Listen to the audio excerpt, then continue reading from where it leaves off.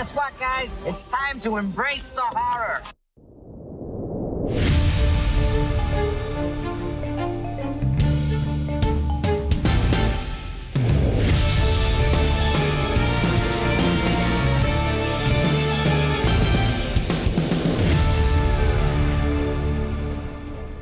Hello and welcome to another bonus episode of Kill James Bond. I am November Kelly. I am joined, as always, by my friends Abigail Thorne and Devon. Hello!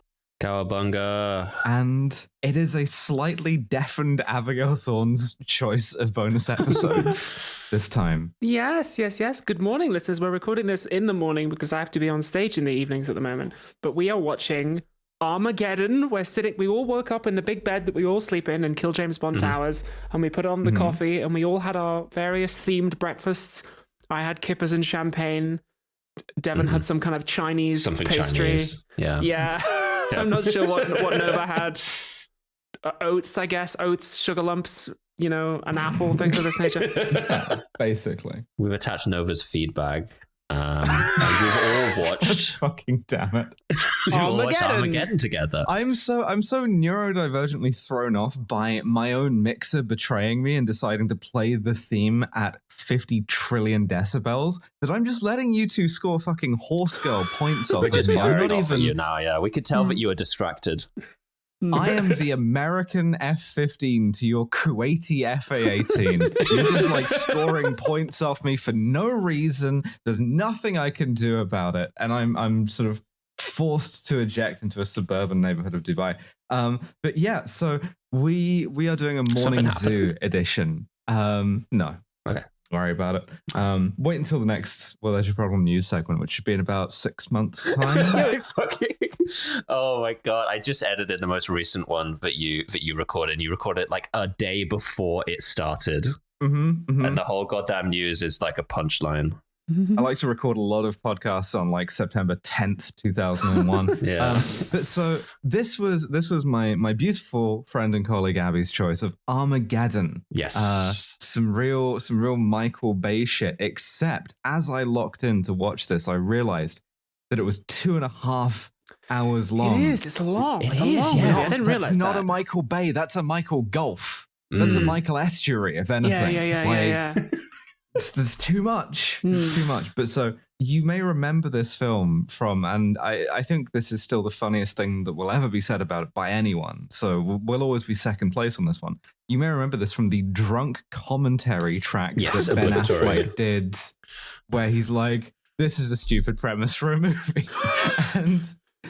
To be honest, I think he may have been right about that. I think he was too, but I don't know. There's some parts of it that are like have really not aged well and that are horrible, and there's some parts where I do just go, yeah, because in 1998, and listeners, if you're not familiar, it was still doing truck season. It's truckers in space.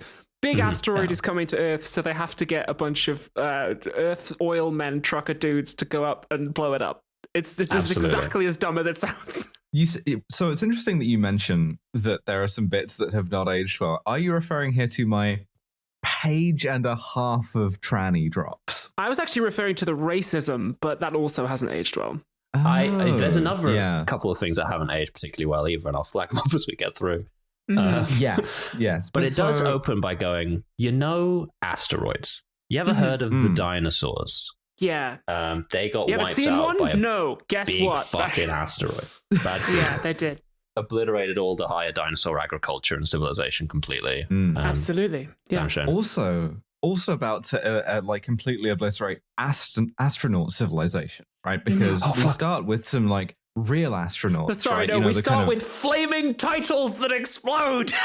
Yes, this is true. We do. I had not taken a note of the flaming exploding titles, but it is Armageddon time. Yeah, we do. We start with an overview where someone says like the dinosaurs got hit by a meteorite, just to sort of put you in the mindset. And then we get flaming Armageddon. 65 million years ago, the dinosaurs got fucked up. It'll happen again now. Could happen at any moment. Why he wanted all of those guns. He knew. He knew. Maybe 1998. But then we get real astronauts. We get real mission control, baby. These fucking pocket protector civilian woke nerds who are up in space saying things like, "Hey, Pete's looking real strong" to each other over the radio.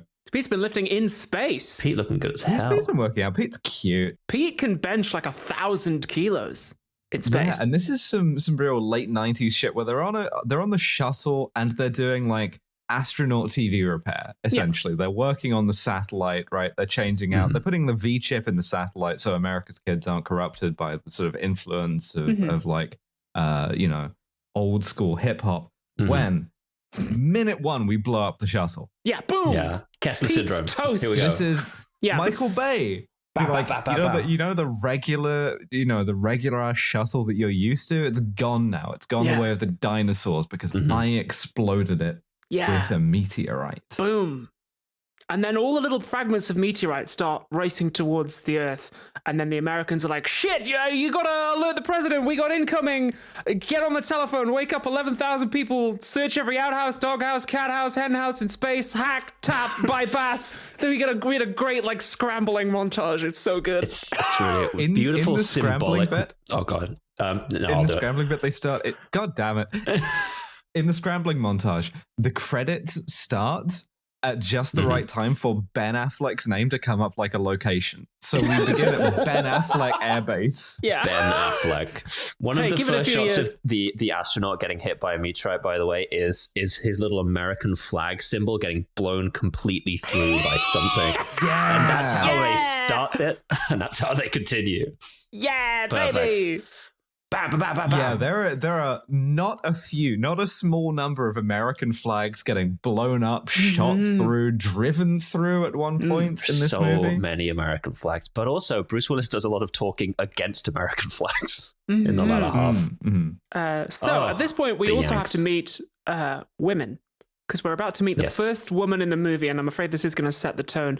Because there's an astronomer who appears to be some kind of amateur, kind of dedicated amateur with a big thing, and he sees the burning wreckage in space, and he yells at his bitch-ass wife to be like, "Get the phone, we gotta call NASA!" And she's like, "Well, I'm a woman, your dinner's ready." And he's like, "Fuck off." Woo. Yeah, the movie does not like women. There is only one thing that Michael Bay finds funnier than misogyny, and that's the existence of black people. Yeah. The Michael Bay racism, the baseism, is that we can't call it that because it isn't. Yeah. If anything, it's cringeism to me. Yeah, because his stance in this film and in some others, admittedly, it's getting better. Although I don't know, maybe that's not my place to say. Is that people of color are really funny. Just really funny. They're kind of funny and weird. So we go to New York City. And there's this black guy who's cycling. He's like a bike messenger, and he's like talking to his dog. And then he's racist to a Pacific Islander guy who he like bumps into on the street. Like really racist to him, and they like yell at each other. They're like in sort of the big wall of TVs in the window of the TV store, which is a thing that used to exist, I guess, showing that like, hey, you know, the meteorites are coming, and he like accidentally like body checks this guy. And basically, you kind of get the sense that Michael Bay really enjoyed Beverly Hills Cop and has not updated his perception of black people since then. God, yeah. Also, there's two Asian tourists who are like having a conversation with their black like cab driver, and it's all just like people of color. They're funny, they're weird, they have accents. A little bit of a sort of a Die Hard 3 thing going on here as well. I mean, but so he is like deploys some anti-Pacific Islander racism, right? Just in time for the meteorite to hit. Yeah, 9/11 happens 3 years ahead of schedule. Directly to that one Pacific Islander. Yes. I legitimately, they use this for comic relief, him being like blasted like apart into a crater. And I just think in my head of Eric Adams saying, New York, this is a city where you could see anything from a Samoan being bisected by a meteorite to a person celebrating a new business that's opening. Yeah. But here's the thing, you never want to be on the hook for saying that America deserved 9/11, right? But fuck if America didn't predict 9/11. Yeah. This really hits different now, this sequence. Yeah. Michael Bay's whole career in the 90s being like, I'm just going to blow up bits of New York, like throw cars around, cover people in dust and stuff. Yeah, including the World Trade Center gets taken out. As the Empire State Building topples, people fall out of it screaming, and it's like, ooh, that hits a bit different now. Also, at one point, the cabbie looks out of his cab and he says Saddam Hussein is bombing us, and it's like, ooh. He directly says Saddam Hussein is bombing us. It contains sort of seeds of 9/11. But the thing is, these are all, because it's Michael Bay, these are all gasoline explosions, so they're all like orange flames and very cinematic. It doesn't look like it really looks, but it's still like, oh, this kind of hits different now, this 10-minute sequence. Yeah, they do blow up a lot of beautiful 90s American cars. Also, I kind of think that Eric Adams believes that this happened in real life. It's a non-zero chance. This always happens at the start of one of these movies when they want to like address, they want to start some amount of like stakes here. So they want to go, oh, look, this is a real city, you know, look at these shops and they're getting destroyed. Isn't that fucking New York crazy? Can you imagine like New York City, the center of the universe, getting attacked? And it hits minorly differently when we are doing this to Tehran right fucking now, like right now. The great city of Tehran, the pedophile satanic empire is currently doing this to it. It feels bad that the American exceptionalism. Noticeable also that the film doesn't show any kids being killed, unlike the kind of 100+ Iranian school children who've been fucking obliterated. It was the first thing. It was like that. First thing is a girls' school. Great, thanks. Anyway, so this astronomer guy, he manages to, he's the first to spot the asteroid, and he gets on the phone to NASA and he says, I want to name it Dottie after my wife. A vicious, life-sucking bitch from which there's no escape. Great. The second funniest thing in Michael Bay's world, misogyny. Such a divorced movie. That wife, by the way, played by Grace Zabriskie, who is a David Lynch alumni, massive. Always in all of those, is Laura Palmer's mum in Twin Peaks. Oh, shit. By the way, one of the photo analysts at NASA is Michael Bay in a one-shot cameo. Yay. Yay. The king of NASA, the boss of NASA. King of space. Mr. NASA himself. Yeah. The National Aeronautics and Space Administrator. It's Billy Bob Thornton. Yes, baby. Yes, baby, it is. He knows that this is the like planet-killing, dinosaur extinctifying asteroid. Bigger, in fact. It's the size of Texas, because they get on the phone to the president, and one of the kind of pocket-protected nerds, just like, well, it's like the anomalies, and we get the first of about 1 billion, like, speak English Poindexter things. Yes, but that's not the only thing we get. We also get the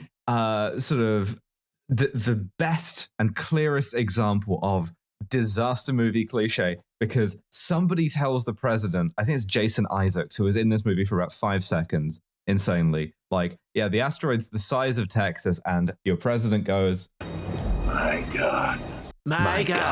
It's beautiful to see in the wild. What's the damage? Total. Everything. Not even bacteria. We're fucked.